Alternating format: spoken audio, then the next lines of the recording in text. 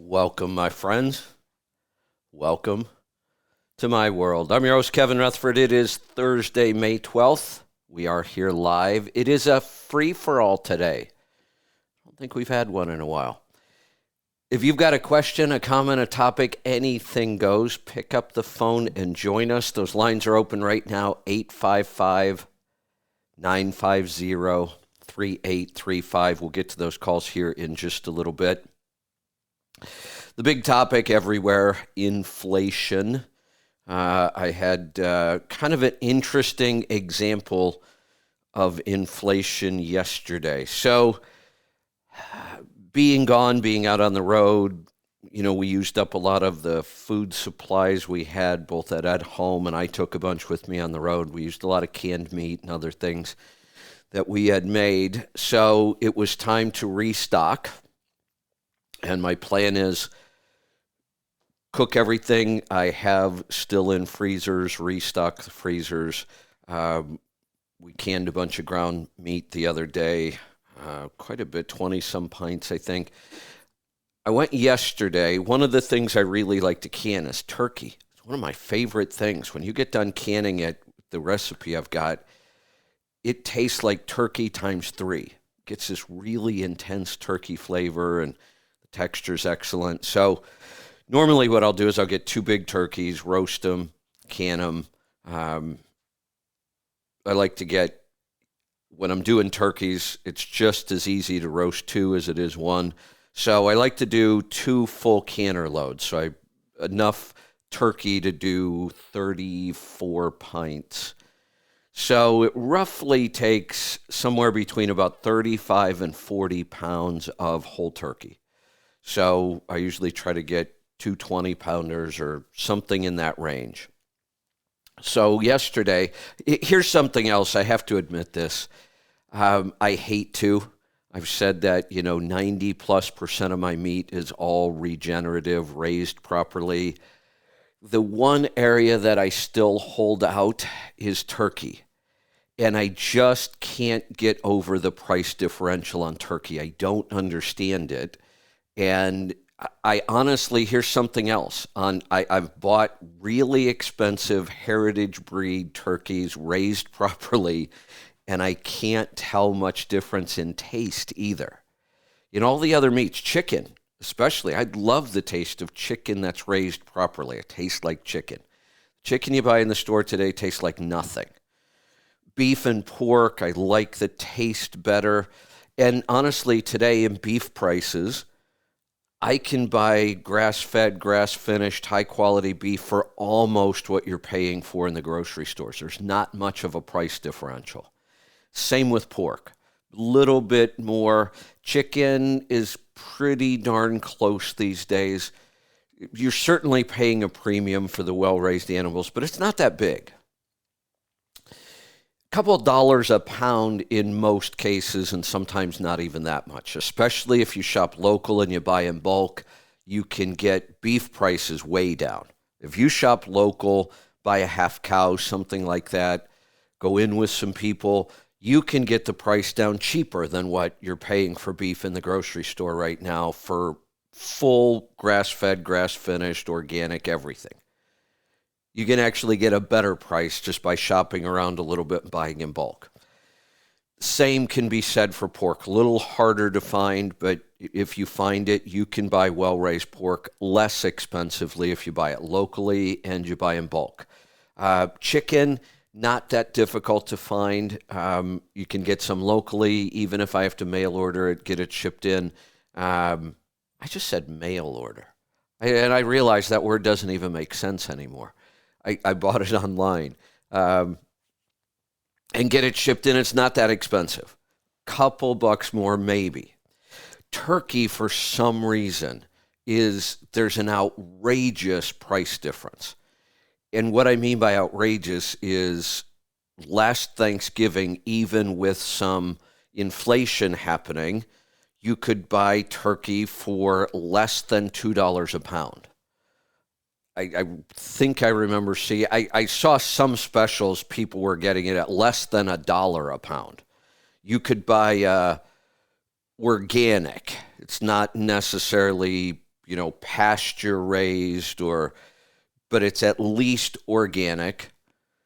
That organic was under $2 a pound in some cases around Thanksgiving last year. So I go to buy, and to compare that, heritage breed well-raised turkeys, $9 and $10 a pound, 4 and 5 times more. It's just insane. So you start talking about, like I said, it takes about 35 pounds, closer to 40 pounds of turkey to do 34 full pints. That's pretty close. So we'd be talking about $400 worth of turkey.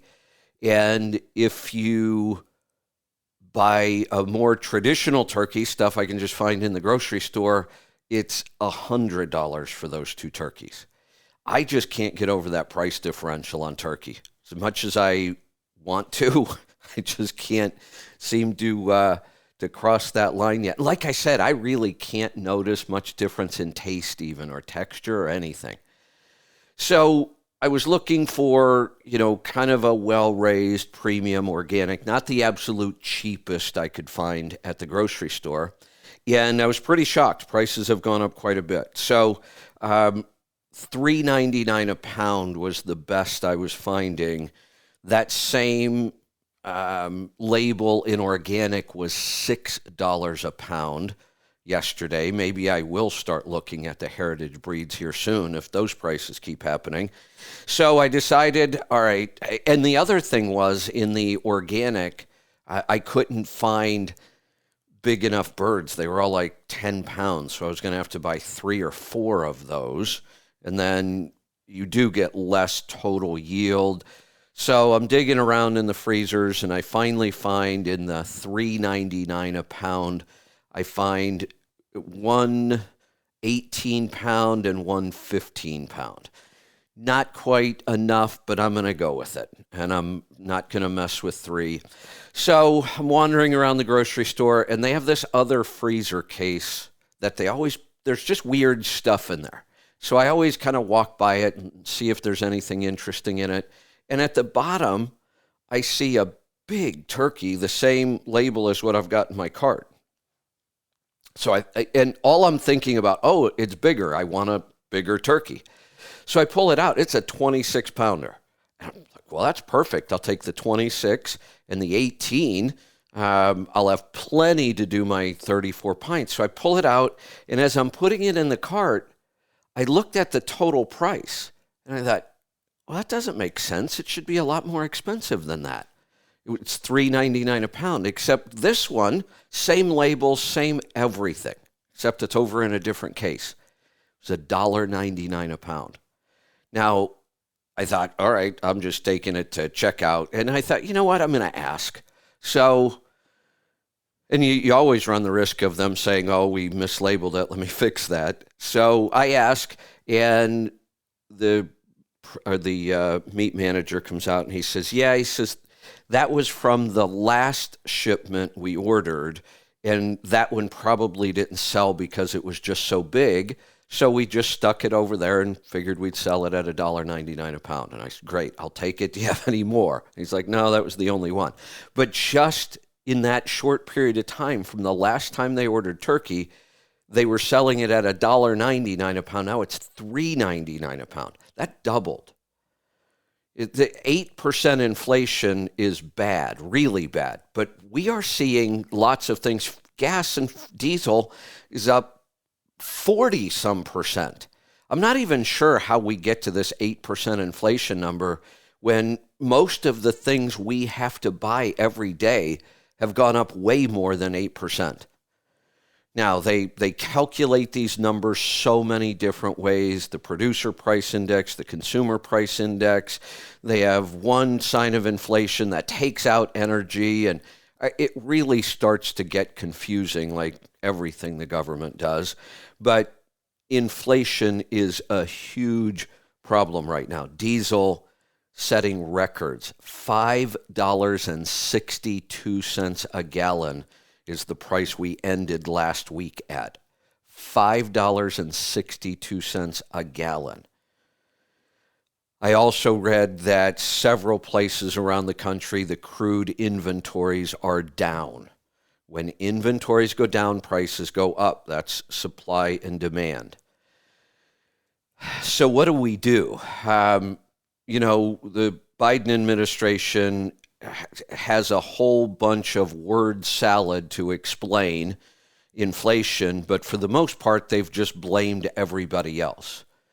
I actually saw on The View yesterday, well, I didn't see it because I don't watch The View. I heard it on a news report later, what they had said, and I thought it was going to make my head explode. Talk about having no clue how the economy works. I thought several of those women were supposed to be really intelligent and they have high Ivy League educations. And you would think at some point you might learn how the economy works if you're that smart. Obviously not, though. Their claim yesterday was the reason our economy was so good in 2018, 2019, and 2020 until the pandemic hit. The reason that was so good, according to them, was because of Barack Obama. Okay. He led us out of the slowest recovery from a recession ever. There were no spectacular numbers while he was in office. Their claim is, though, he laid all the groundwork. And now the reason the economy is so bad and we have such high inflation is because of Donald Trump. It's funny how it's never the person in office for them. Because you look at the records, when the Democrats are in office, the economy tends to do worse. When the Republicans were in office, the economy did better, but they'll turn that around because that's not how the economy works, according to them.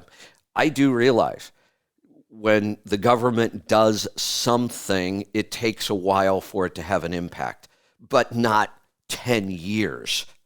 The stuff Barack Obama was doing when he was in office did not give us a good economy in 2018, 2019, in the beginning of 2020. What did is very, very clear was the tax law changes as soon as Trump went in office and the rollback of many regulations. Lower taxes, get the government out of the way, make it easy to do business, and businesses flourish and the economy does better. It really is economics 101. We should be putting in massive tax cuts right now. And I know it's not the best thing because the government is so far in debt, but you got to give the people a break. You can't have high taxes and high inflation. You got to cut something somewhere. Now, that can actually backfire as well. Part of the problem with this inflation is we've let it get so bad and done nothing that most of the answers now are really a double-edged sword. They can cut both ways. So we need to give people a break because they're hurting. But if you do cut taxes and they take the money and they go spend, and I don't mean spend just to live, if they go spend like Americans have been spending for the last couple of years, inflation will get worse. If the Fed keeps raising the interest rate, which is about the only thing they can do right now, then we could turn inflation into a recession or stagflation like we had in the early 80s, which is kind of what I'm expecting. I think that that's probably what we're going to see at some point. Although there are still some economists that say we're not even going to see a recession out of this. I'm not sure how that's possible. It's never really happened in the history when we've had all these indicators. We're just about guaranteed a recession, but who knows? Here's the thing, though. My advice, act like we're going to have a recession. Treat your money like we're going to have a recession, a deep recession, and maybe a long recession. So start doing things that would make sense when we have inflation and when a recession is a strong possibility. And here's why you should do that. If I'm wrong, you don't get hurt at all. None of the things I've been asking you to do or recommending that you do financially would hurt you if there is no recession. You don't lose anything if you do these things. Maybe you could say, well, I could have had a new boat all that time. Okay, maybe if that's what you consider a downside, well, then go get the boat when we know there's no recession. But if you do the right things with your money all the time, then you don't have to worry about how bad this might get. So what kinds of things should you be doing right now? Well, first off, the Fed is going to raise interest rates. There's no doubt about it. They've already told us they're going to. They might go up significantly. Mortgage has already doubled in just months. So if you have an adjustable rate mortgage, you should stop listening to me right now and go work on getting it refinanced before it's too late. Because what can happen is as interest rates go up, you won't qualify for a refinance because your payment will be too high. The mortgage companies base just about everything on how much they think you can afford to pay back each month. So it's not a set number, because if interest rates go up, your payment would go up, and then you get locked out of that mortgage and you can't refinance, and then there may be no end in sight to your adjustable rate mortgage. So you better get out your loan documents and find out what your mortgage really says and what it is. If you need some help with that, I'd be glad to help you on the air. If you want to send me private messages on Healthy Tribe or Trucking Tribe, don't do it on Facebook. Tons of people send me messages on Facebook. I don't go on Facebook very often. I don't respond to many messages on there at all. Healthy Tribe and TruckingTribe.com. If you want me to help you read your mortgage and figure out, what your risk is, I'll be happy to do that. If you have credit card balances, better get your documents out and read those and figure out what they can do with your interest rate on your credit cards and get those paid off. Now, I've been saying for several years now you should have been paying down debt. If you've still got debt, you're going to be in a bad place. If you've got cash, you're going to be in a good place. We could be talking about, if we go back to early 1980s, we were talking about 10% rates of return on CDs, bank certificates, no risk whatsoever, none, and a 10% return. Cash is king during inflations, but there's something that's even better than cash, and it's exactly what I was talking about at the beginning. Why do you think I'm out buying a bunch of meat right now and canning it, and when I'm done canning, I'll refill the freezers again? Because we're seeing inflation running at 8%. Food many times is higher than 8%. Meat seems to be significantly higher. Well, that doesn't look like it's going to slow down anytime soon. So every time you buy a consumable ahead of time, if you can, it'd be nice if although gas and diesel prices are so volatile, sometimes they shoot up and down so fast that you have to be a little careful with energy prices. Food prices, though, once they climb, they're not going to drop overnight like fuel and diesel and gas can. They'll take a lot longer to come down. So you don't have a lot of risk pre-buying food in bulk. One, if you buy in bulk, you can usually get a better price. But two, buying ahead of time. If prices are going up 8% or more, everything you buy ahead of time is like getting an 8% return on your money with very little risk.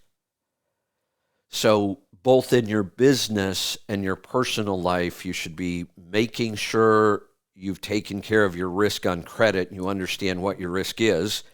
and pre-buy just about everything you can. If you can afford it and you can store it somewhere, I would be pre-buying things. Pre-buying and preserving, learning how to can and make yogurt and all those things we talk about it for health. It's really, really good thing to be doing right now for your money and for the fact that I know people have a hard time believing you might go to the grocery store and they're going to be out of meat or out of chicken.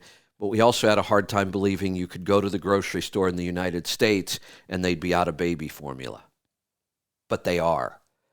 And the numbers are getting worse.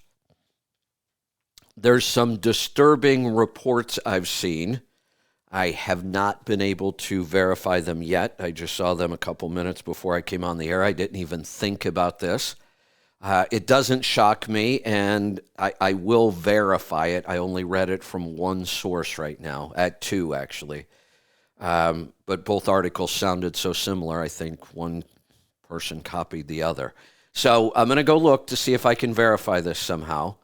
But because it's a government agency, it might be hard to do. We'll see.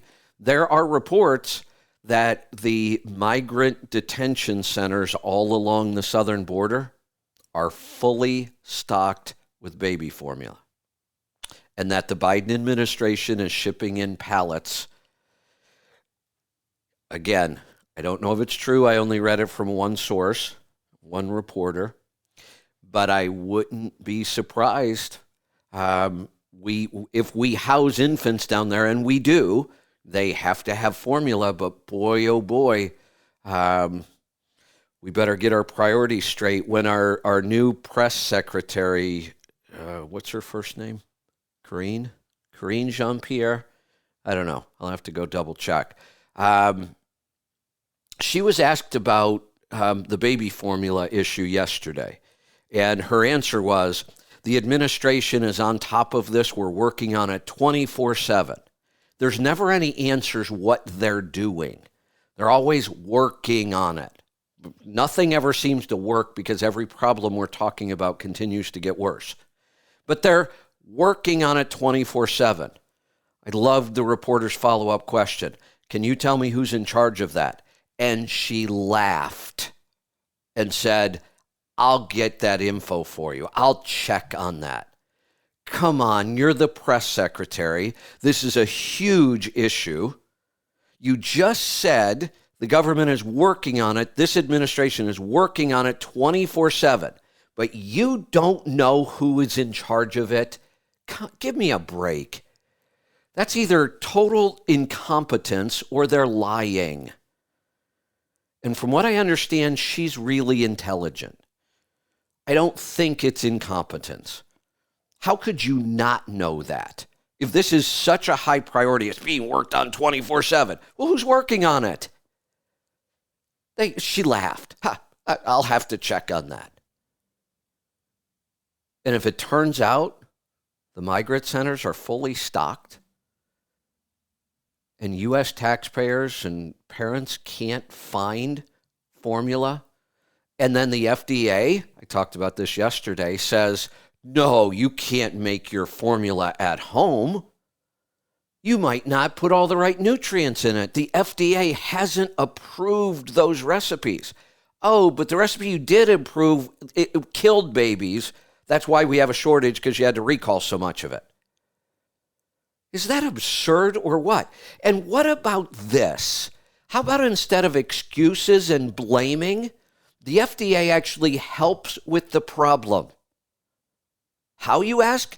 Well, this is really simple. I think a fifth grader could probably come up with this answer if they just thought about it for a couple minutes. The FDA says, well, you can't make this at home. We haven't approved those recipes to make sure they have all the right nutrients in it. Well, tell us your recipe then. You're the FDA. You're supposed to be the expert on what we should feed babies and what we shouldn't feed them. So instead of telling us all those recipes you're sharing on the internet, we haven't approved them, well, share yours then. It should take you all of about 5 minutes to come up with a recipe for baby formula, things you could buy at the grocery store every day. That should take all of about 5 minutes. And then because you're the FDA and you have so much money and so much reach, you should blast that recipe all over social media, all over public television and radio, and say, look, we understand there's a problem. We actually caused part of the problem, but we're going to fix it right now. Not a week from now, not we'll get back to you later, not we'll circle back Jen Psaki. Now, just put out a recipe that's safe. How hard would that be? But not a peep out of them about how to fix these problems.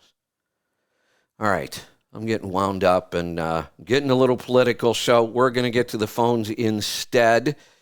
Let's get started in Calgary today. Dale, welcome to the program. Hey, Kevin, thank you so much for taking my call. What's on your mind today? Well, it's that time of year. Road check is happening next week. So rather than park and hide under the couch like some association is suggesting you should do, how about we come out and take advantage of the high rates? Hey, wait a minute. I just heard something. I want to make sure I heard it right. We've been doing this whole road check thing for years and years. You do an excellent job of making sure we don't forget about it. We've done shows where we give people tips on how to get prepared for it. At the CMC, one of our most popular things that we did, and you led this for years, you would do full-blown roadside inspections on every truck that wanted it as they came through the CMC. People learned so much. There was no pressure. We weren't there to try to embarrass anybody because you have all these faults. You took the time to point it out to people. Here's what they look for. Here's what you should look for. Here's how to fix it. It was an awesome segment. We've also talked about when road check comes around, there is this big talk all over the industry. I'm just going to take the week off. I'm not dealing, which is fine. I mean, if that's what you want to do, you should take the week off. There's actually an association that's recommending it. You know, there is a group that suggests maybe next week is a good time for a holiday. And by all means, you know what? If rates have been phenomenal and you're getting a little burnt out and you need a week's vacation, take a week's vacation for the right reasons. Exactly. But to take a week's vacation and miss out on even better rates just because the big bad boogeyman might find something wrong with your truck, you know, if that's your business model, you probably have bigger problems than burnout. Yeah. Hey, I'm glad you brought up rates. It was part of my notes, but I got off on a tangent there and started ranting. Actually, the news on rates right now for a little while are better than what we've been talking about. They were heading down. We're actually starting back up a little bit. Now, we expect this. It's seasonal. It will probably peak within, end of June, beginning of July, if we have a typical season. So for a little while now, we're going to see some increase in rates. So I'm with you. If you have a good, legitimate reason and you wanted to take a week off and it just happened to coincide with Safety Week, who cares? No big deal. But if you have to take that week off because you're afraid of something wrong with your truck, then yeah, you've probably got some rough times coming. Well, and, I can honestly say when I was on the job, we felt for these guys that felt the need to take next week off. So we actually went out a couple of weeks before road check and did some major blitzes just to make sure that they weren't left out. And we also did some a couple of weeks after.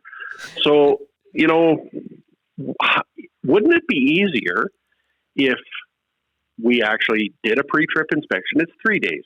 Can we just not get it together for 3 days?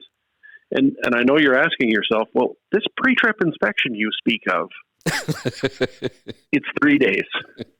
Let's do that. And yeah, I really miss that at the CMC because I just love doing it. And even that year we were in Kansas City, I think, and the parking lot was about the temperature of the surface of the sun. It was still a great time because you're right. It was education. Next week, wash your truck. Treat yourself, hit the blue beacon, clean off your dash. Don't drive down the road looking like a wounded gazelle. Look at your fuel card, and you've got some shower credits. Next week is a good day to use those. And the inspector will give you at least 2 opportunities to set your brakes up.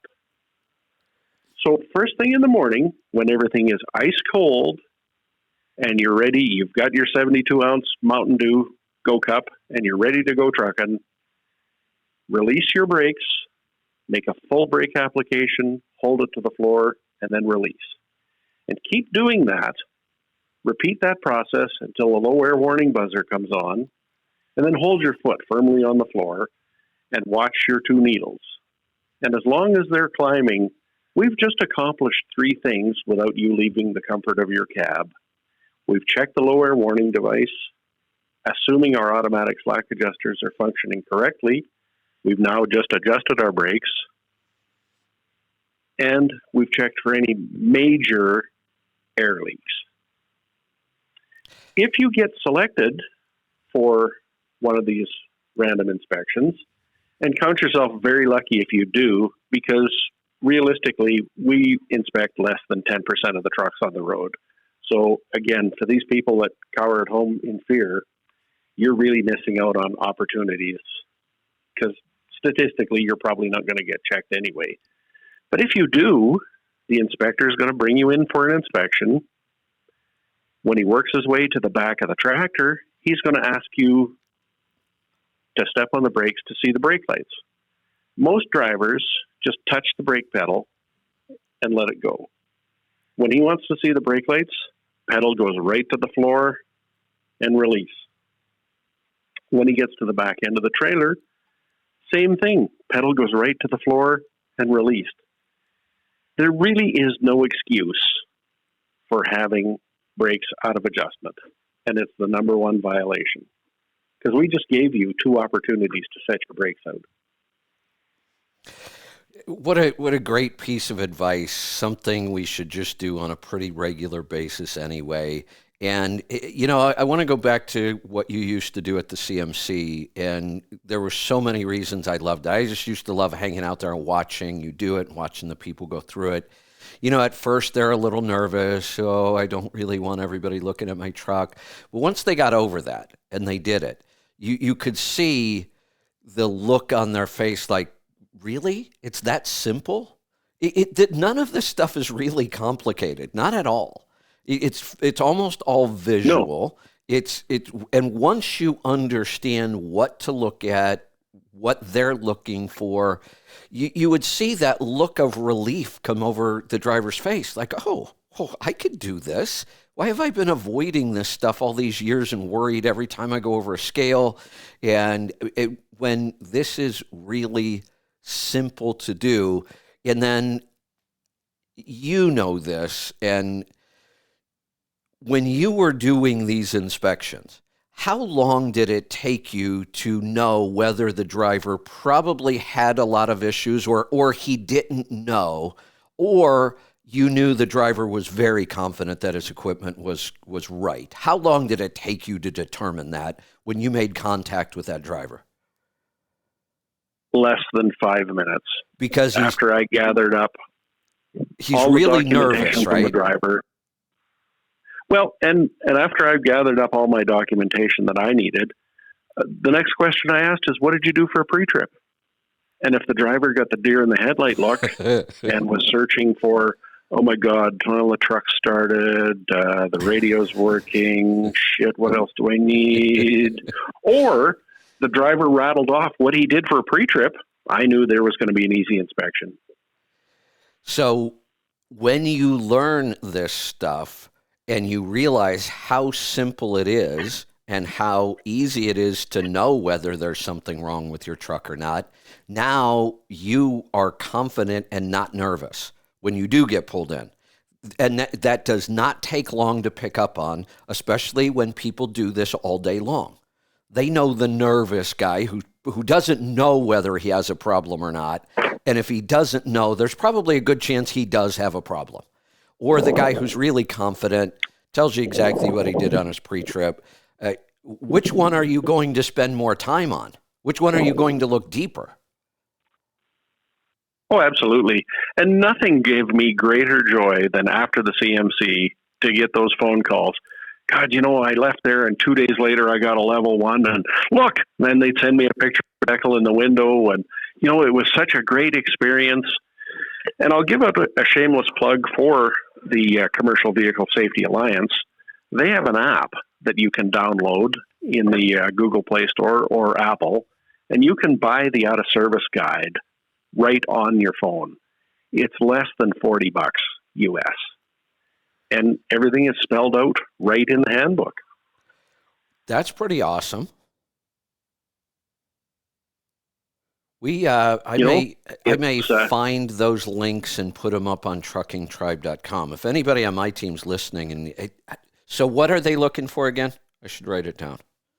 CBSA.org is the website, and it's the North American Out of Service criteria. All right. I'm going to go look for that. We can at least put the links up, help people go find those. If anybody, and a shameless plug for Trucking Tribe, if anybody's got any questions or concerns or you want some advice, Compliance Corner, just shoot me a message and I'm more than happy to reach out and help you out. Hey, speaking of which, are we bringing back that show? We really should. It's up to you. I'd love to have it again. I will run that up the flagpole. Yeah, absolutely. Think about it. And, I enjoyed doing that. Yeah, it was a great resource because it's another one of those things that help people just become more comfortable with that whole process. And that's our first goal. Help these guys become more comfortable. Don't get hit with a big fine or lose some work because you didn't take care of something simple and easy. And let's also not forget, because sometimes we do forget, the system isn't perfect, but the whole idea behind this is we really do want more safe vehicles on the road. Sometimes we forget about that. We think this is just a hassle. They're just, they're just after money or whatever. And like I said, the system isn't perfect, but I think we'd all really rather know that the vehicle driving next to us at 80 miles an hour today is safe or somewhat safe. Absolutely. And you know what? At the end of the day, every officer and every inspector wants everybody to go home 10 fingers, 10 toes, no holes. Yep. And it's just not difficult. It's really not. So, Dale, thanks so much. You've been doing this for us for years. You are our resident compliance expert. You answer all the questions for us. You develop these things, and I really appreciate it. So thanks again. Hey, my pleasure. And again, anybody's got any questions, Compliance Corner on the Trucking Tribe, and I'm more than happy to help you out. Fantastic. Have an awesome day, and everybody stay safe out there. Thank you. Let's go to North Carolina this time. Richard, welcome to the program. Yes, good morning, Kevin. How are you? Doing good. What's on your mind today? Yeah, I've got a 2015 Cascadia with a DD15, standard 18 10-speed with 331 rears. What would you think would be a sweet spot for this thing? I normally run around 65, and at 65 miles an hour, my RPM is exactly at 1,300 RPM. What tire size? Unfortunately, 11 R22.5s. Okay. At some point, and getting the tire you want these days is getting far more difficult. Sometimes if it's round and black and looks like it's made out of rubber, we should probably buy it. But at some point, standard or low profile 22.5s and low rolling resistance would be an improvement. So I'm going to answer this question a little differently than normal. We don't have a lot of room to play around or change anything here. Do you really have 331 gears? I've never even heard of those. 331 rears, that's what the paperwork reads on the truck. Yeah, it could. They keep making all kinds of new ratios and transmissions, and it's hard to keep up, but I have never heard of 331s. They're so similar to either 325s, which we've had for a long time, or 336. So it's not a big stretch. I don't have my calculator up, but so rather than try to figure out the perfect RPM to run this engine in, what's more important today than finding the perfect RPM? Because for one, the only way you can alter what RPM you run at in this truck is by altering speed. Otherwise, you're looking at thousands of dollars to change out differentials or transmission, and transmission usually doesn't help much. So we don't really have any options other than change speed. So my answer to the sweet spot really is a speed answer, not an RPM answer. Now, the RPMs are going to end up about where we want them anyway, or pretty darn close. I would be running between 55 and 60 right now because of fuel price. Well, at 60 miles an hour, I'm running exactly at 1,200 RPMs. I would try that for a while and watch what it does for your fuel economy. I think you're going to see a pretty big bump.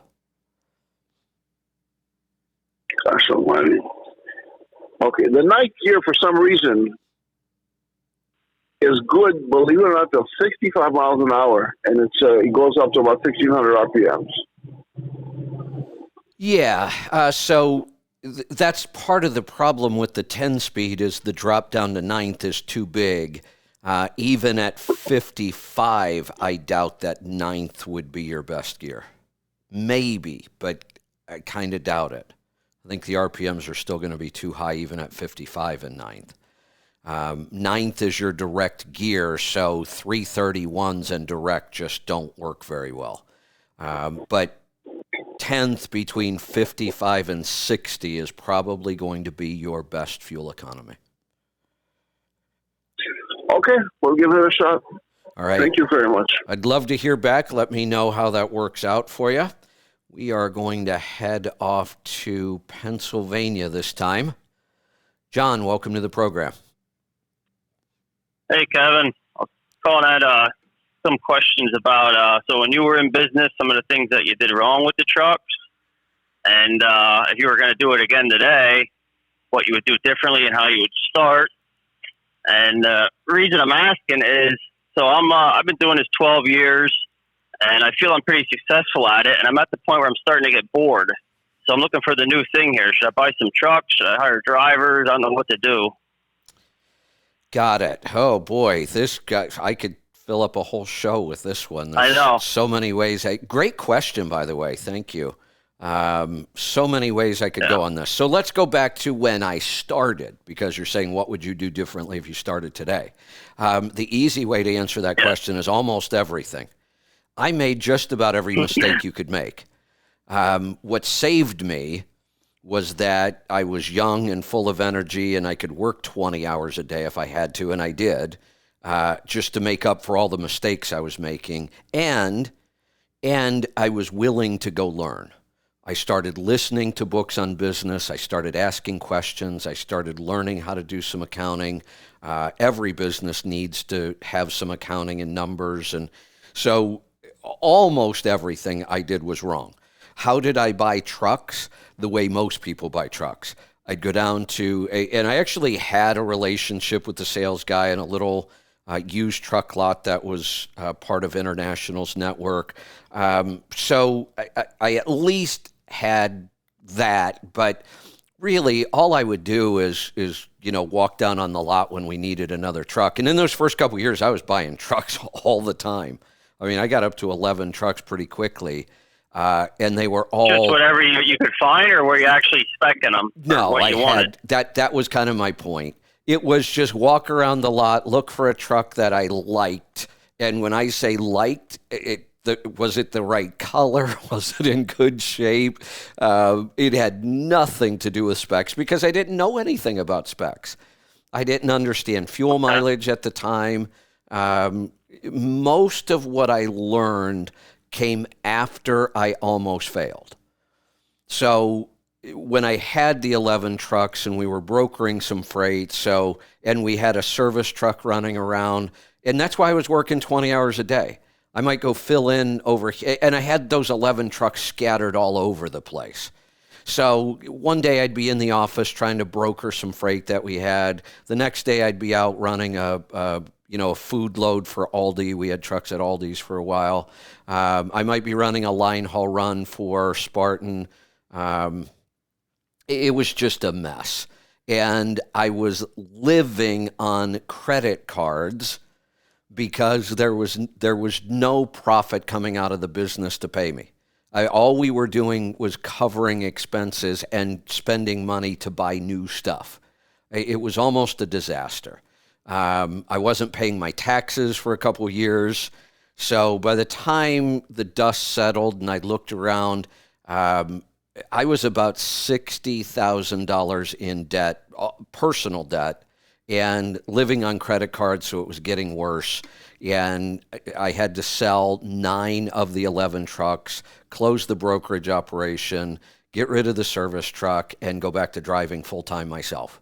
That was the only way out of it. So I made every mistake you could make. So what would I do different? Almost everything. But we can cover them. It's all the same stuff I talk about all the time. Really, it's fairly basic stuff. Right. Spec trucks so that they get good fuel economy, the best fuel economy you can possibly get.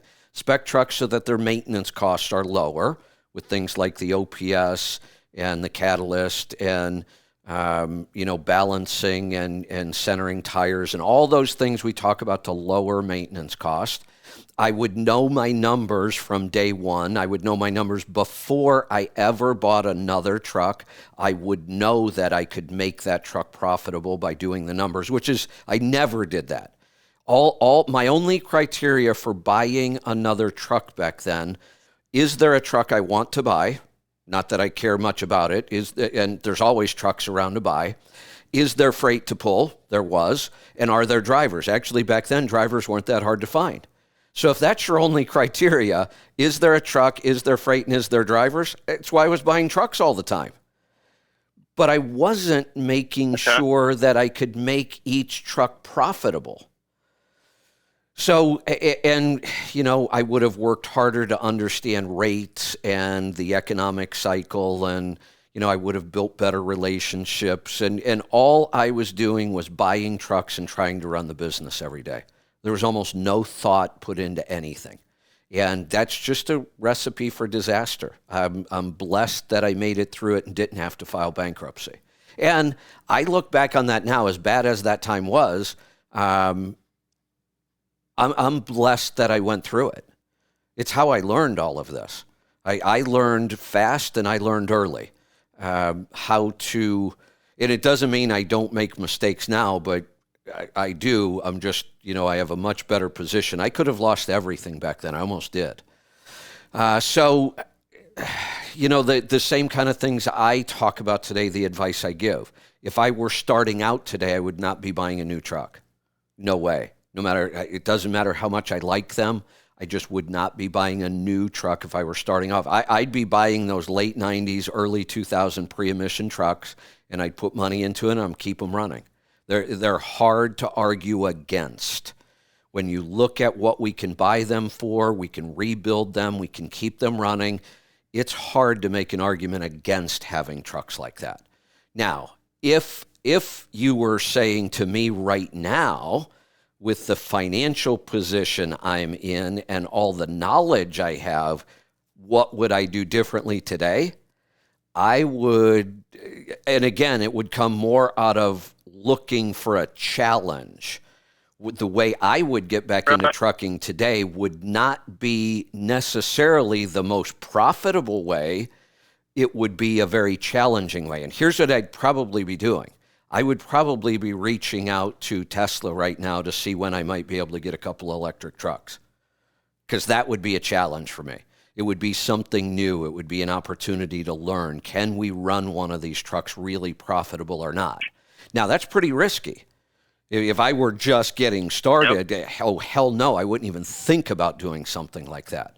But for me, if I were looking for a challenge, I would be looking at the future. I would be looking at electric and some autonomous, maybe platooning.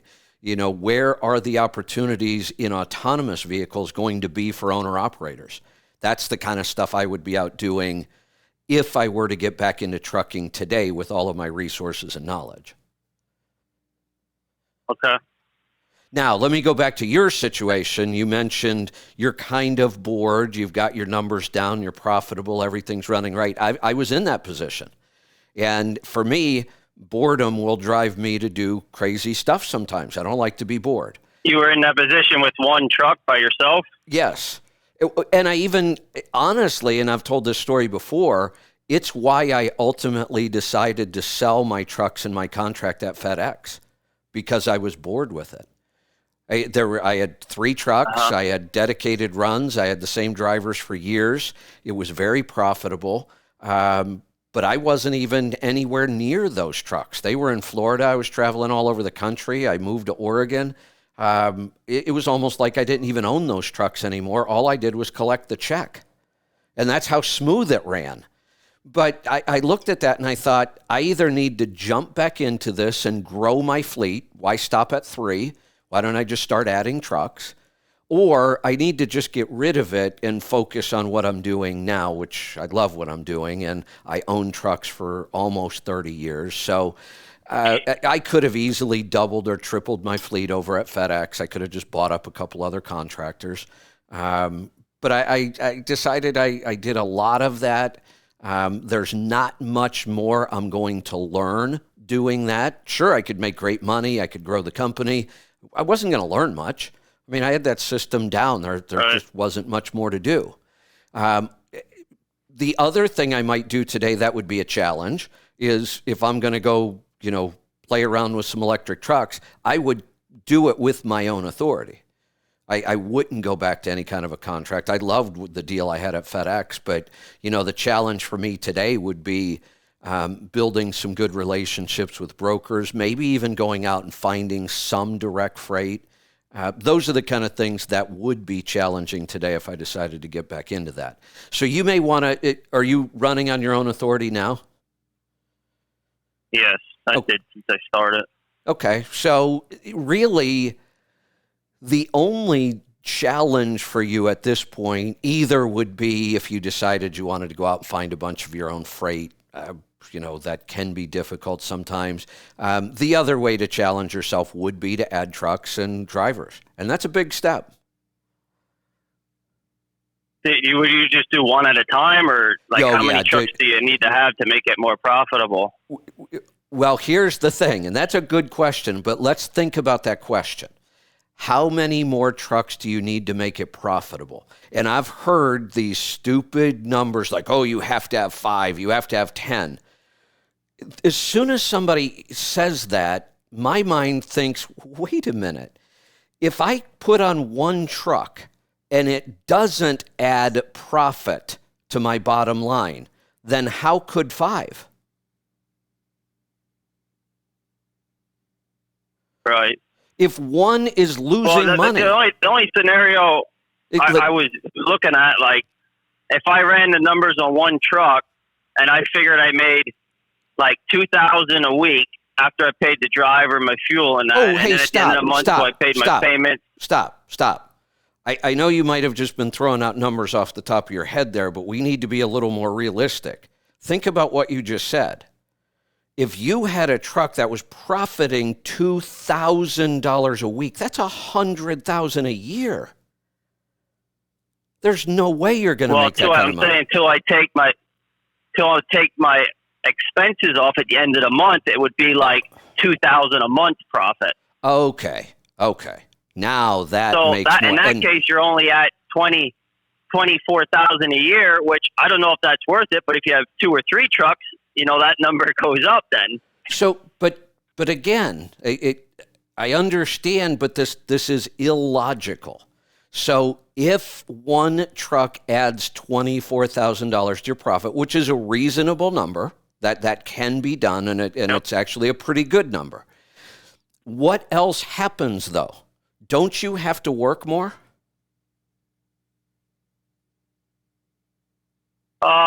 Yeah. You better say yes, because Yep. I promise you, when you have Yes. one more truck and one more driver, you're going to be working more. So, yes, 5 would give us more profit, but what else does it bring? More work, more headaches, more risk. Right. So, when somebody says one extra truck is not profitable, well, first off, they're not understanding profit.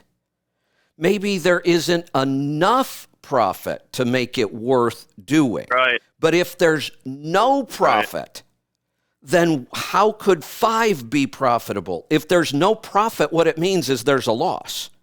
So if one truck generates a loss, Yep. 5 trucks will generate a bigger loss.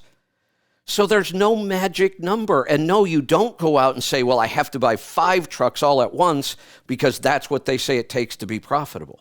No, one extra truck better be profitable. And it adds a little bit of extra work. So you buy one, you figure out how to run it as profitably as you possibly can, because having drivers is very different. And then when that truck is profitable and you look at it and go, okay, it added maybe 2 or 3 hours on average of extra work a week. I have to hire a driver every now and then. I might get a phone call at 2:00 in the morning that he's broke down and I got to get up and start making calls. Is that worth $24,000 extra for me? And if it is, then maybe it's time to put on another one. Get another $20,000 to $25,000 in extra profit and add a couple more hours of work. And at some point, you may get to the point where you add so many trucks, you can't do all the work yourself. When I had 11 trucks, I was actually partnered with my brother. It took more than one person to handle that. So, but throw out that idea that's been around the industry forever. Oh, you have to have 5 trucks to make it worth it. That's illogical. If 2 trucks aren't more profitable than 1, why would 5 trucks be more profitable than 1? Right. I always just figure the big companies, like, they don't make money on a truck, they make it on volume. Stop. I want you to rethink what you just said. They don't make money on a truck. If they didn't make money on a truck, how can they make money on volume? They have to make money on... I mean much money. Well, that's what we have to start clarifying.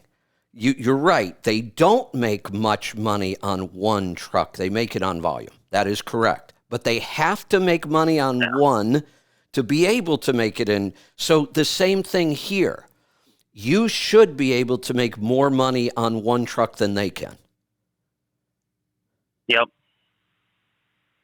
And then you should be able to I agree make with more that. money on your second truck than they can. At some point, you start to become so big as a company that, yes, your margins will go down. At some point, you need to start hiring more and more people. You need an HR person. You need a safety person. And at some point, as you grow a company, the margins go down, but the overall profit should go up because of volume. Yeah. So one at a time, that's the answer. One at a time, and learn how to make your second truck really profitable before you add your third. By the time you add your third or fourth, it's almost a system. Now you know how to make each one profitable, and then you add when the opportunity, presents itself and it makes sense to add. To a certain point, I can tell you when I had 11 trucks, a brokerage, a service truck, and there was only 2 of us, I was working myself to death. Yeah, I believe that. Only because I didn't do it right. And what do you try to find first, a driver or a truck? The truck. And here's why. That's what I thought. Yeah, here's why. The truck, if I buy it right, and you should take your time, find the right truck, the right specs, the right deal, all of that stuff. Once I find that truck, I might keep that truck forever. It's totally in my control. But drivers are never in my control. I might do all the work, find the perfect driver. He might leave in a week. So going out and finding a driver before you have a truck, you could do it that way. It's not going to make much difference. But just know that finding and keeping trucks is about 100 times easier than finding and keeping drivers. Finding and keeping drivers is something you will do almost all of the time. All right. Yeah, good stuff to think about. Yeah, well, it's. I think your timing is really good. I wouldn't recommend running out and buying a truck next week, and I don't think you're going to. You're asking. I mean, in the next 6 months or a year, if you're saying things go down the tubes here. You're asking good questions. Your timing is good. You're giving yourself plenty of time to get prepared. Get this all down on paper. Here's the plan. Here's how I want to do it. Here's how much I want to spend for my first truck. Here's what I'm going to do with that truck when I get it. And then you've got this plan on paper, and you just sit back and wait for the opportunities to come. Trucks will get cheap. Drivers will be easier to find. I got my one truck now. It's all paid for and everything. What position would you think is good as far as savings, and how much would you spend on a truck? It's hard to pick a number because I don't know what the truck market's going to do. But I treat the second truck very similar to the way I treat the first truck. I would not buy a new truck for my first truck. I wouldn't buy a new truck for my second truck either. Maybe possibly my third. If I get this worked out where I know the truck that I drive is profitable, the second truck I put on, which would be used, I want to be in the $30,000 to $40,000 range. I wouldn't spend much more than that. What's going to change is how much truck you're going to be able to buy for $40,000. Right now, $40,000 doesn't buy you much of anything. 6 months from now, I have a feeling you're going to be able to pick up some pretty nice, efficient trucks for $40,000. So once we know that we can run 2 used trucks profitably, now we have the numbers to know, okay, I'm thinking about adding that third one. Would I consider a new truck now? And I might. On a third truck, if I'm profitable, if I'm doing good at this, the market, is the trucks are out there, they're reasonably priced. The third truck might be the first time I attempt to buy something new. Would you recommend buying the truck cash or financing it? If you have cash, I would buy it cash. Okay.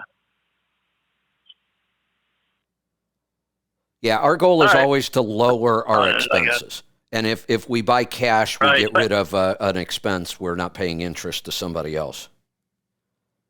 Which will probably be higher at that time. Oh, yeah, the rates are going up. Interest. You're going to see people financing trucks here pretty soon at 15% and 16%. And then that's the other thing. Maybe I should just keep the cash and buy a CD like I said the other day, They may get there.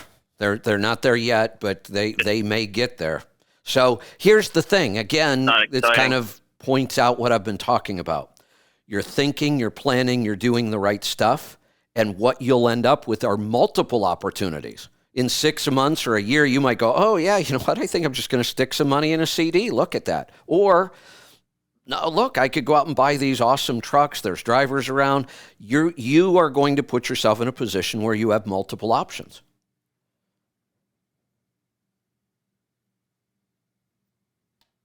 All right. Guess that's about it. I thank you. You're welcome. Thanks for the call. Let me know what you decide and what happens. Let's go to Pennsylvania. Jeff, welcome to the program. Hi, Kevin. Glad to hear you again. I haven't heard you since you went off of Sirius, but I've got a health issue that I need your advice on. First of all, let me give you a little. I'll be 59 years old at the end of this month. I've always been in very good health. Always been somewhat of an athlete. Not overweight.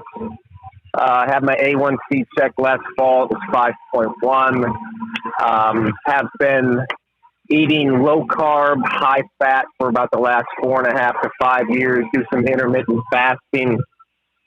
And that's about all I can think to tell you right now. But here, about the last week of February, I was cranking the dollies up on a trailer, and I noticed when I was done, I had this little bit of a burning in my throat it kind of went down into my chest. And I thought, okay, maybe I've got a cold that I'm unaware of. That has never went away, Kevin. I've got it now to where it's worse. Even if I jump up into my trailer, and sometimes I move a little bit of freight around, some really light stuff, my throat is burning and my chest is burning. I went to my doctor. I went and had a lung X-ray that came back fine. Yeah, I went and had my cholesterol checked. I called you about a year and a half ago, and we went over my cholesterol, and my overall number then was 219, but when you checked 3 of my ratios, they were in the excellent range. When I went and had my cholesterol checked this time, actually my overall number was lower. It was 206. My ratio, I think it's the overall number to your HDL, was 3.2, and my HDL, I believe it's 66. My LDL was 126. And then I went and had a stress test, and this is where things aren't so good. I went and had the stress test, and when I was on the treadmill, about 2 minutes into it, my throat starts burning and my chest starts burning. I think they cut the stress test short by about probably 2 minutes. They called in a cardiologist at that point, and he pointed out to me on the little graph, the ET or whatever it is, the little graph where the needle goes up and down. He said when I was exercising, the graph went kind of downward below the baseline in a couple of places, and he said that is not good. He said that's abnormal. So then I went and met with a cardiologist just a couple of days ago, and if they want to do a, where they stick the dye up into your heart, Okay. but they want to start me on all these meds. They want to put me on a beta blocker. He wants me on a statin. Okay. He did say, I was going to say, he did say normally they wouldn't worry about my cholesterol because he had the numbers in front of him. But he said with someone with maybe a potential heart problem, he would like that number to go down. I think that's why he put me on a stat. Yeah, that's a bad idea. So let's just stop. And here are your options at this point. You can continue down the path you're on with the statins, the beta blockers, the procedures, and you will be in that system for the rest of your life. You're never going to get off those drugs. Right. I've not. I was going to say I've not started any of the medications. Yeah, okay. I've not even picked them yet. Good. Yeah, and I don't want to be on that. Yeah, I'm also kind of outlining this for everybody else. Once you're in that system, the only way you get out is if you decide to take yourself out of it. They will never tell you could stop taking those drugs. You'll be taking them the rest of your life. They'll cause other problems. You are, out of that system. You've improved your health. Like you said, you've been healthy anyway. You've improved it even more through your diet. We have an issue. I don't know what it is. I do have a recommendation, but before I get to the recommendation, I just have to ask this question because it could matter. Are you vaccinated for COVID? Mm-hmm. No, I'm not vaccinated. Okay. Did you have COVID?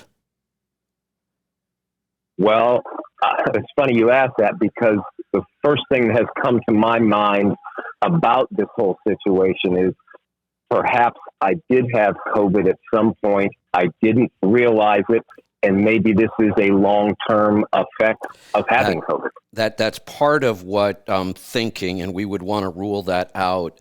I have heard almost nothing about antibody testing anymore. I don't know how accurate it was, but it would be interesting to know whether you have antibodies, whether you ever had COVID or not.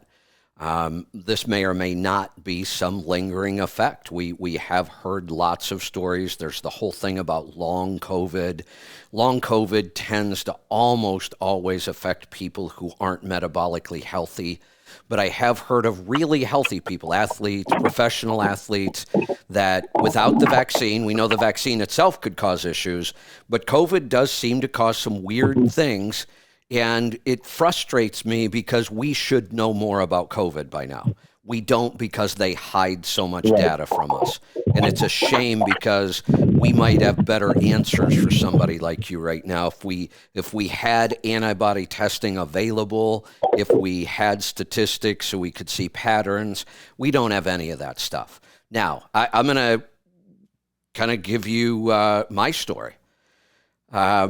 Just a month or so ago, when I was on the road, I was down for about 4 days, really sick, really sore throat, a cough that would not go away. I was in bed for a good solid 2 days that I just didn't want to get out at all. Since then, I don't feel like I'm fully recovering from that. I've been working in the garden the last couple of days, and honestly, I have about 1/4 of the capacity to do physical labor that I had last summer. And I'm hoping it's mostly because I spent a lot of time sitting and driving, and even when I did my show on the road, I was sitting. When I do my show now, I walk around my office the whole time. I end up getting like 4,000 steps during a show. So I'm just hoping that it's just a matter of I let myself get way out of shape during the winter and then the last couple of months on the road. But I'm shocked. I mean, the last couple of years in the garden, I have the ability to just go out there and work 8, 10, 12 hours doing physical labor if I want, and I don't tire out. Now, like 2.5 hours, and I'm exhausted. So, I'm kind of wondering, I tested for COVID during that time. Both tests came back negative. I don't completely trust the test. I may or may not have COVID, but I think whatever I had is still lingering somewhat. I don't know what it is. I don't even know what to do about it, other than keep doing all the stuff I know. I'm doubling down on nutrient density. I'm back into my stress protocol to make sure that's not affecting things. And I'm just going to see if I can work my way out of this. Since yours seems to have a very specific cardiovascular factor here, I would highly recommend you consult with Dr. Wolfson. With who? Dr. Wolfson, Jack Wolfson. He's a cardiologist. He actually kind of refers to himself as the paleo cardiologist. His father was a cardiologist. He's been a cardiologist all his life. He was the traditional give everybody statins, do surgeries, put in stents. He's done all that stuff. And then he happened to meet a woman at a medical conference who was a chiropractor. He'll tell you now that she talked him down from the dark side, and he admits, he's been on our show several times. Jack and I talk quite a bit. He admits he feels bad for all the people he helped kill as a traditional cardiologist, and he wants to spend the rest of his life making up for it. So he has all of the knowledge of any good cardiologist. He's just really outstanding. He knows all of the traditional things about statins and cholesterol and beta blockers and all that stuff. But his approach is completely natural. Yeah.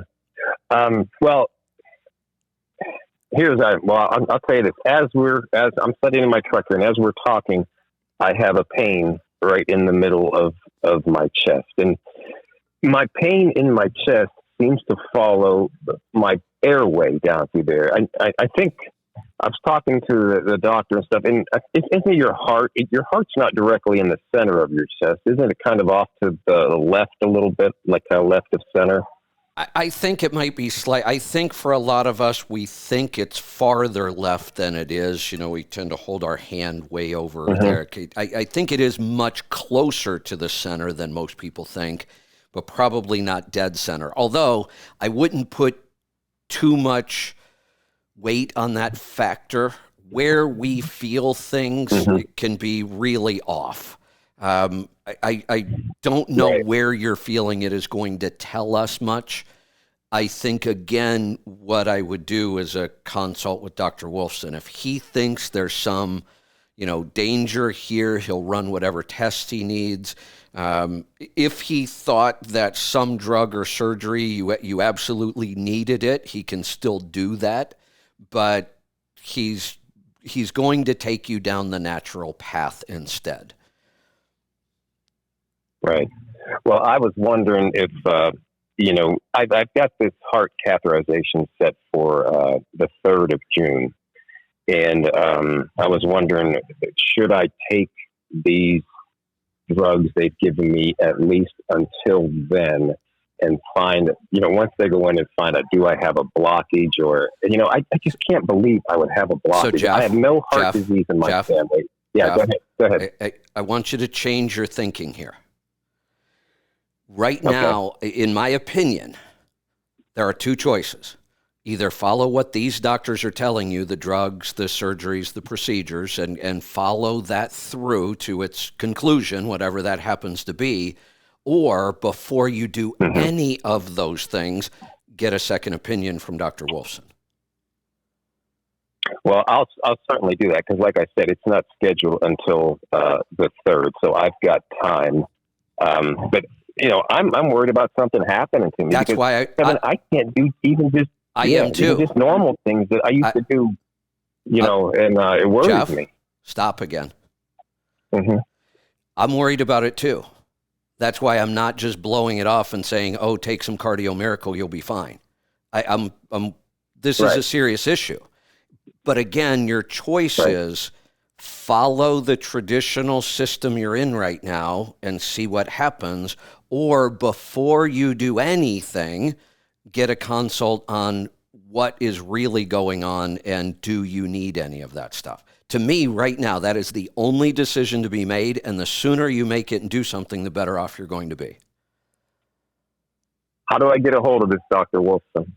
You can go right online. You can book something right online. If you look up Dr. Wolfson, Jack Wolfson, the paleocardiologist, his links come right to the top. Okay, is it spelled like Wolfson? Is that what it is? Like wolf, like the animal? Yep, spelled exactly like that. Right. Well, You can book a consult online.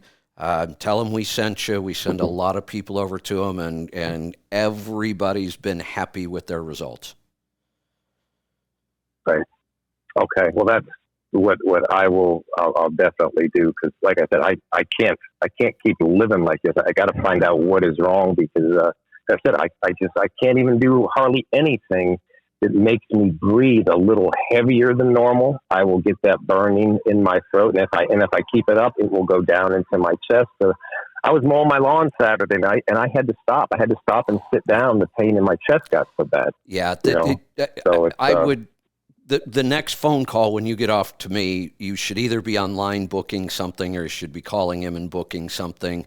There's lots of things I could say. Well, let's try this. Let's do a C-reactive protein test. I don't want to do those because this is serious enough that everything I would tell you about maybe a C-reactive protein test, maybe this supplement, everything or eat this way, all of those things, Dr. Wolfson knows all of that. He does all of those things. Plus, he's a cardiologist. So I don't want to give you any advice other than go see him. Right.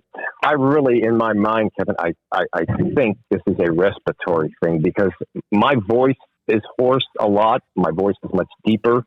When I have these chest pains, like if I'll have them one day, the next day, my whole throat and my whole, it is very sensitive. Like if I swallow something cold, I'll feel it all the way down my throat, all the way down into my chest. It's like my throat and everything is just hypersensitive. Yeah, that's to coldness and hotness, and those are pretty unique symptoms. Those are pretty unique symptoms. Something is going on, and again, if it's not a heart or a cardiovascular issue, Dr. Wolfson's going to know that. He'll have a recommendation. He'll have a plan for you. Look, you already have one plan. You have the traditional. You know what they're going to do. They're going to put you on drugs. They're going to do procedures or surgeries. And if you decide to go that route, then go that route. But get a totally... Now, and here's the other thing. If you go to some other traditional cardiologist to get a second opinion, I can guarantee you'll end up with almost the identical plan as the first.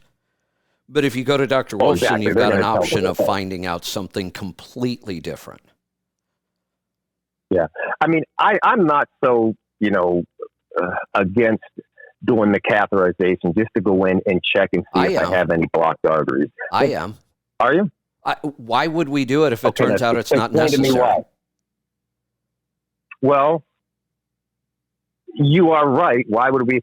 But I guess we just have to figure out if it is necessary. Are we confident at some point that, hey, this is not necessary, or is it necessary? I guess that's where we're at right now. We got to find that out. Maybe Dr. Wolfson can, so yes, that's kind of where we're at right now. And again, all right, I would put your one more time. If a catheter, those procedures are necessary, Dr. Wolfson will know that. That's what he did. That's what he does. It's so if he thinks that's necessary, then absolutely, I would go through with it too. But before, look, I know it sounds cynical, but I understand our medical system. They do procedures to do procedures because that's what they do. That's how they make money. That is always their system. Well, that's exactly what I thought too. When they showed me on this electrocardiogram, here is this and that. Now, we need to do a heart catheter. The first thing that crossed my mind was, well, yeah, this is how you folks make your living. So of course we're going to recommend this. Let me not be so cynical and give you another reason why they do those things. They do it because that's what they do and that's how they make money. There's no doubt about it.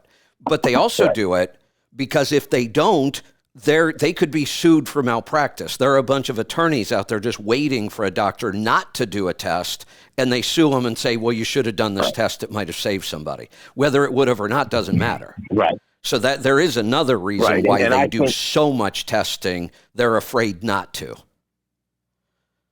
Well, yes, and I think that is perhaps why they're putting me on all these meds too. That's just part of the protocol that they should do. They're just kind of covering themselves. This is just what they normally do in this situation, so they got to do it basically. So, all right, I will get in touch with Dr. Wolfson, and I'll do that today, and just see if we can figure out what this is, and get it figured out before this procedure comes up. But like I said, I've got 3 weeks, so I will definitely do that. I thank you for your advice, Kevin. I would love to hear back from you on this one. I will let you know as soon as I know something, okay? Thank you. Appreciate it. Good luck with that. Tell Jack I said hi. Let's go to Arizona. Leo, welcome to the program. Hi, Kevin. I have a question about my truck. I have a Peterbilt 386. It's a glider kit with a Detroit engine. Truck is running really good, but it's a million miles truck. I can say I got a really good fuel economy. Let's say in best condition, going empty with a trailer, non-air trailer, like a reefer trailer, going on Ohio, Illinois, Wisconsin. I got over 10, like 10.3. Going heavy on the same best condition, 8.2. But this is if I go like 60 miles per hour, with I have to go in 12 speed. It's a 13 speed, 342. If I go in 12 speed with 1500 RPM, I got the best fuel economy with this truck. Okay. So I think it's good. Those numbers are excellent. Yes. I didn't have some good numbers like last year or something like that. I got the tune a few months ago. It was in the winter time. After the tune, I got really good numbers with the fuel economy.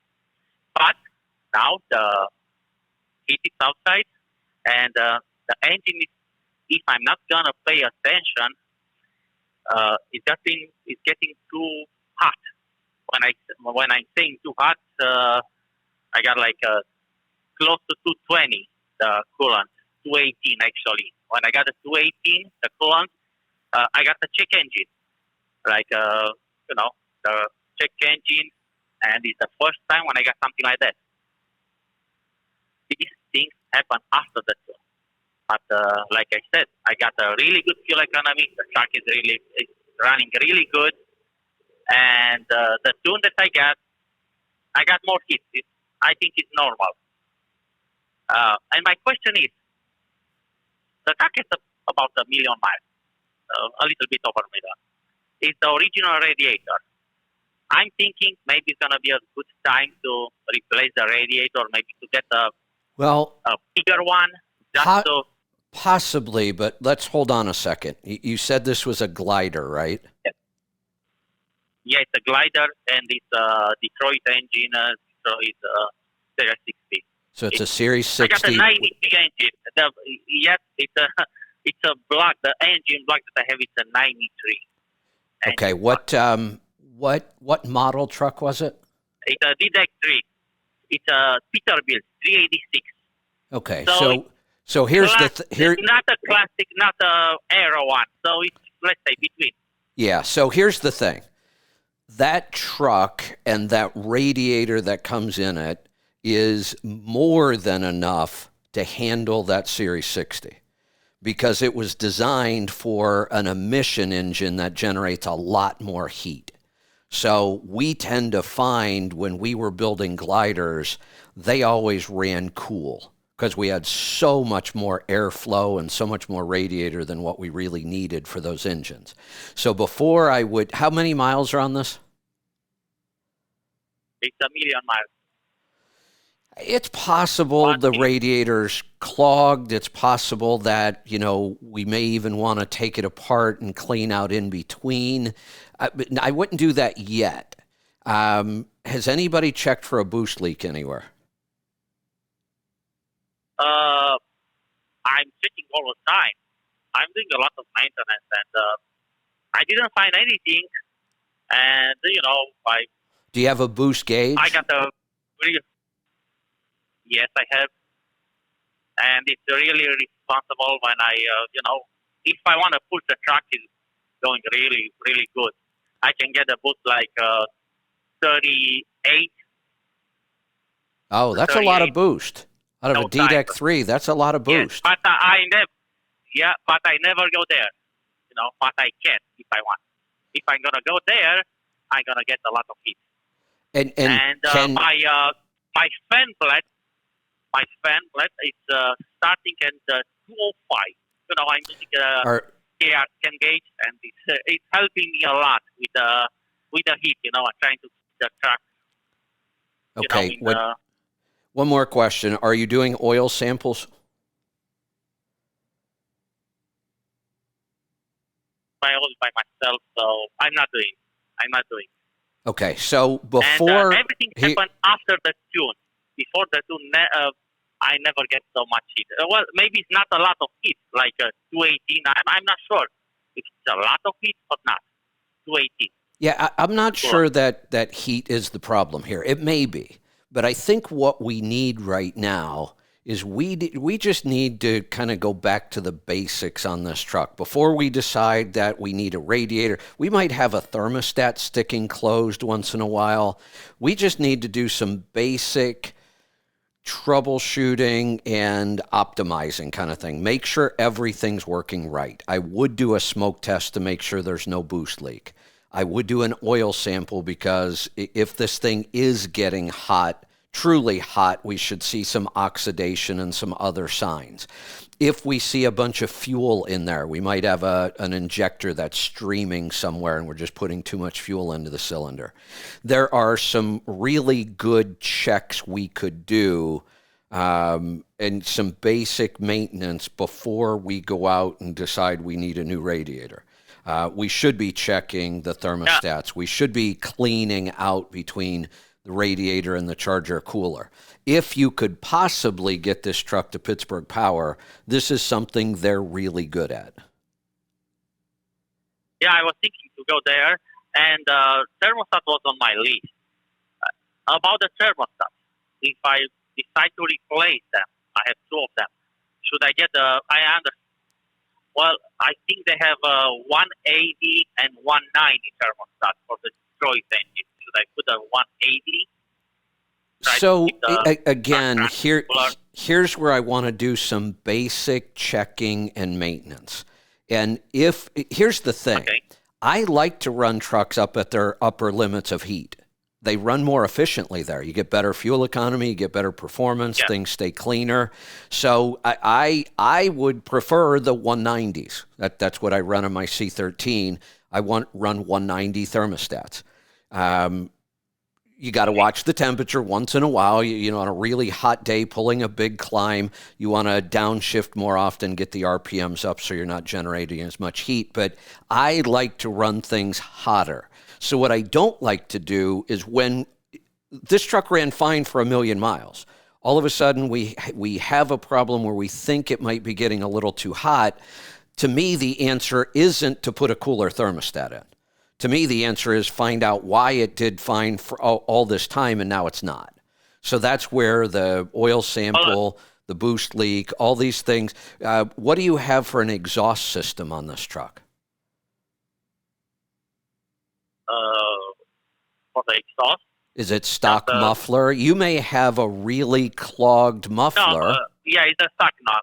Yeah, It's a stock one, yes. after 1,000,000 miles, you may have a really clogged muffler, and that can generate heat. And it creates back pressure, so we'll lose some efficiency. At 1,000,000 miles, before we go out and try to find something that's broken, like it needs a new radiator, let's just go through the truck back to the basics again and make sure everything's right. Okay, another question. Between the radiator and the fan blade, I saw many trucks, your truck has like a cover. It try to keep the air from the fan blade close to the radiator. My truck doesn't came with one. You mean like a shroud that, yeah, but again, yes. I'm going to go back to the fact that this truck has run really well and been really efficient for 1,000,000 miles. It didn't have a shroud all that time, right? No, but I got the tune, and no, you bring up a good point. You bring up a good point. And at 38 pounds of boost, you've got a pretty hot tune in there. There's no doubt that thing's healthy. Yeah, before that, I never get more than 28 before the tune. Right.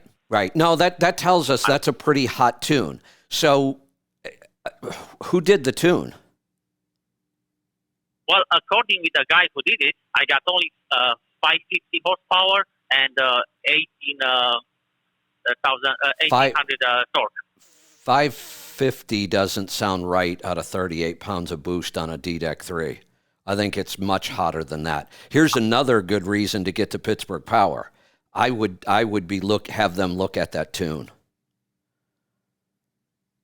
Yeah, I gain at least a full mile per gallon after the tune. Well, that's a good sign, but it's a pretty hot tune, and maybe that's where the heat is coming from, and we do have to be a little careful with heads, on engines that old. Always. My recommendation is going to be a lot like the last call. Before I did anything, I'd want to get this truck to Pittsburgh Power and let them go through the whole thing, including that tune. Okay, I will do that. And I have another question, a quick question. Sure. A few months ago, I got a brand new truck. It was a three-liner, brand new from the dealer. I bought a truck in January. A week later, I decided to sell the truck. So I sold the truck. Well, I made some money because that was the market. So the money that I made, what's it gonna be regarding with what I'm gonna have to pay to Uncle Sam? Let's say. Yeah. How much did you make? I made the profit. After everything, after I paid off the truck and I clear 40,000. So let me make sure I'm understanding the numbers correctly. Tell me the sale price you paid for the truck when it was new. So I bought the truck from the dealer, $186,000. After I was waiting for a truck at least a year. I was on the list, Okay. So, and I sold the truck with $236,000. Wow. Congratulations. That's incredible. Yeah, because I decide I used to have I always had like 2 trucks or something like that, But Yeah. I was seeing where the industry is going, and I decided it's Good. better just to I think it was an get the money awesome. and I think it was an people- awesome decision on your part. Congratulations. That's probably going to add. Oh, if I had to guess, taxes are tough. This is what we call a capital gain. If it was a recapture of depreciation like we normally deal with, I could tell you the exact number. Capital gains. How long did you own the truck? Was it more than a year or no? Doesn't sound like it. No, you just said a couple weeks, right? about 2 weeks maybe with everything. Yeah, was so going it's going to be less than 2 weeks. I never registered the truck. I just took the truck from the dealer and I parked the truck in my parking place, and that's it. It's going to be a So I drove the truck short-term. like 20 miles. It's going to be a short-term capital gain, so it's a higher rate, but then your income can affect the rate. I'm going to guess between 6,000 and 8,000 in tax. For the truck. Okay. Yeah, so hell of a deal. 40,000 in profit. I'll give the government their 6,000 or 8,000 of it. Typically, in any other year in the last 35 years I've been doing this, if you bought a truck for 180 and tried to sell it a couple weeks later, you'd get 160 for it.